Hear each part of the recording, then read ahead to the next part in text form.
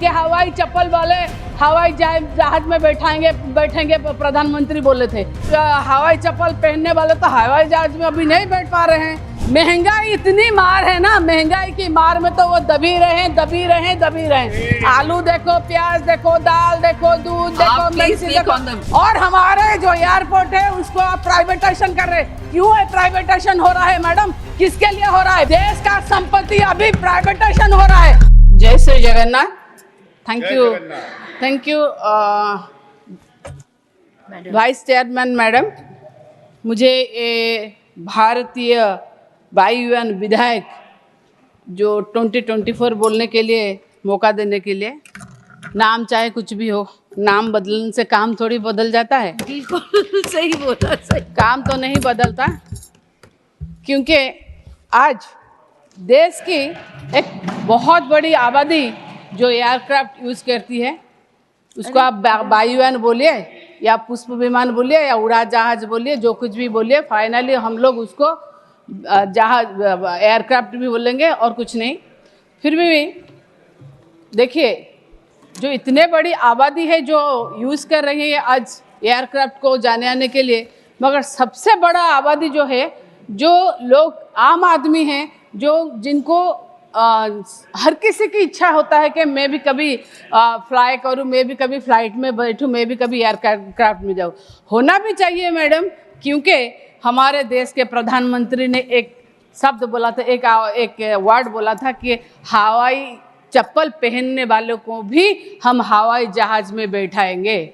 मगर हवाई जहाज, आप अभी क्या आंकड़ा है कितने हवाई चप्पल पहनने वाले हवाई जहाज में चढ़े? क्योंकि सुनिए, आप कितना भी चिल्लाइए, जो सच है, अभी ब्रिजलाल ने बोला कि हवाई चप्पल वाले हवाई जहाज में बैठेंगे प्रधानमंत्री बोले थे। उड़े देश का आम नागरिक, कहाँ गया ये उड़ान स्कीम?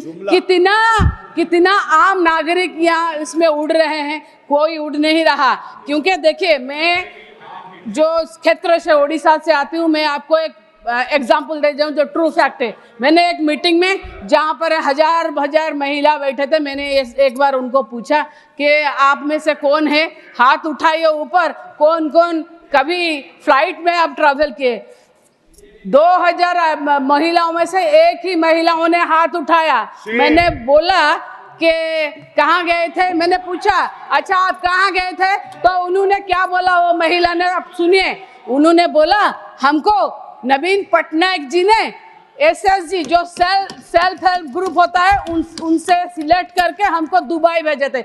ये है मेरा नेता, जो कुछ बोलता नहीं है, जो बोलता है वो तो नहीं करता है, ना बोल कर भी करता है। इसको कहते हैं हवाई चप्पल पहनाने वाले महिला को हवाई जहाज में उड़ाना, इसे कहते हैं। मगर हवाई चप्पल पहनने वाले तो हवाई जहाज में अभी नहीं बैठ पा रहे हैं।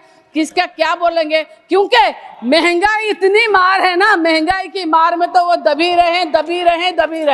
आलू देखो, प्याज देखो, दाल देखो, दूध देखो, मिर्ची देखो।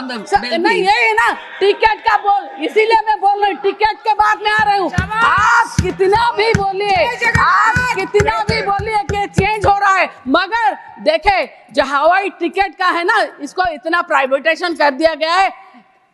जो क्या बोलते हैं, मेक माई ट्रिप में अलग रेट, 52 लहरी में अलग रेट, काउंटर पे अलग रेट, और जो रेट है उसको कोई नहीं। मैं खुद बोल रही हूँ, मैं नॉर्मल में एक इकोनॉमी क्लास में मैं आती हूँ भुवनेश्वर से दिल्ली तक, मैंने 19,000 समथिंग किराया दिया 22 तारीख को, और 16 तारीख को मैंने 16,000 समथिंग किराया दिया। ये है, इसमें कौन गरीब ट्रैवल कर सकता है? ऐसा नहीं हो सकता।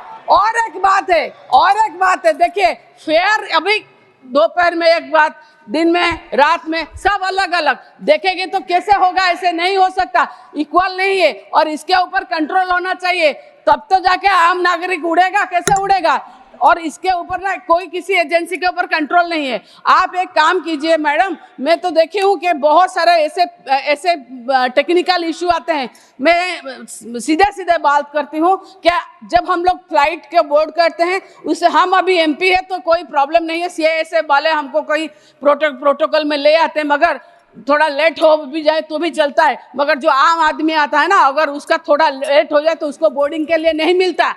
कहीं भी वो ट्रैफिक में फंस सकता है, कहीं प्रोटेस्ट में फंस सकता है, कहीं भी हो सकता है। मगर देखिए उसको क्या होता है ना, आप फ्लाइट डिले उड़ाए वो चलेगा, मगर एक जो पैसेंजर है वो डिले नहीं कर सकता। और आप फ्लाइट बोर्ड कर रहे हैं, घंटा 2 घंटा लेट हो रहा है, और फ्लाइट में हमको सुनने मिलता है सॉरी फॉर द डिले। हम भी सॉरी बोल सकते हैं, उनके सॉरी और हमारे सॉरी में कोई डिफरेंस है क्या? वाड़ी है के? तो फिर उनके लिए कैसा है? ऐसा होना चाहिए कानून के सबके लिए बराबर, उनके लिए भी।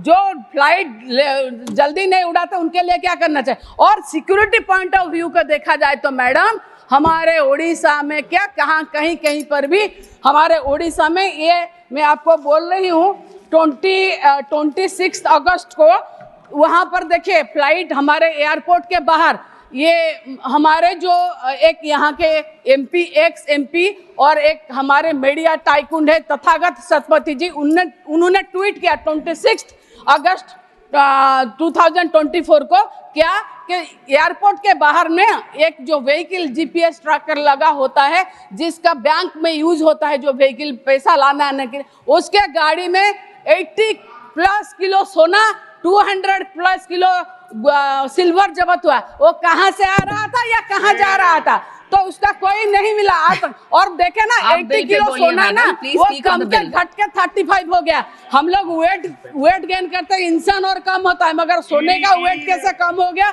हम नहीं पता, मगर इसका कोई आज तक नहीं मिला। हो सकता है हम लोग, तो मैंने तो खुद बोला कि जगन्नाथ जी का रत्न भंडार खुला है और रत्न भंडार का गंती भी नहीं हुआ। और अभी कंक्लूड करते हैं, और हमारे जो एयरपोर्ट है उसको आप प्राइवेटाइजेशन कर रहे हैं। क्यों है प्राइवेटाइजेशन हो रहा है मैडम? किसके लिए हो रहा है? बिजू पटनायक इंटरनेशनल एयरपोर्ट को भी देखिए। हम लोगों में एक बात है, गांव में जो संपत्ति होता है ना माँ बाप का, उसको अगर बेटे संभाल नहीं सकते तो उनको नालायक बोलते हैं। हम क्या देखेंगे? देश का संपत्ति अभी प्राइवेटाइजेशन हो रहा है, ऐसा नहीं होना चाहिए। हमारे जो बाद में आने वाले पीढ़ी है, तो ये किसको क्या दिखाएंगे? उसको दिखाने के लिए इसको बोलेंगे कि ये हो गया वो हो गया। एक ही आदमी के हाथ में अगर सब चला जाएगा, सब संपत्ति जाएगा, तो ये प्राइवेटाइजेशन को आप लोग क्यों बढ़ावा दे रहे हैं? और देखिए ऐसा नहीं है, ये जो एयरक्राफ्ट का आइन आप चेंज कर रहे हैं, आप कीजिए। आइन चेंज कर देने से लोगों को सुविधा नहीं होती। आप अगर लोगों का सुविधा देखिएगा, लोगों को देखिए security point of view, CISF वालों को ट्रेनिंग देना चाहिए। और जो फ्लाइट जहां ऑल वेदर में लैंड नहीं कर पा रही है, उसको कैसे ध्यान देना चाहिए। ऐसा होने से कम लोगों और जो स्टेट है उन लोगों को अच्छे से काम करने के लिए मिलेगा, तो जाके कोई नियम चेंज हो तो अच्छा रहेगा। थैंक